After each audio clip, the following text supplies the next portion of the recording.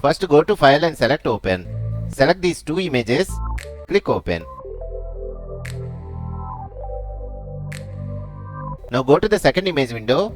Take the Quick Selection tool. Select the top layer of this fruit like this. Now go to the Edit and choose Copy. Go to the first image window. Again go to the Edit. This time choose Paste. Press Ctrl T for the transform option. Hold down the Shift and Alt buttons and resize the image like this. Press Enter. Now select the main layer. Then go to the toolbar and select the Stamp tool. Hold down the Alt key and capture the sample texture. Then use left mouse button to apply the copied texture. Select the top layer. Go to Layer Styles. Select Inner Shadow from here. Increase the opacity to 40%. Enable the color overlay as well. Choose the red color here.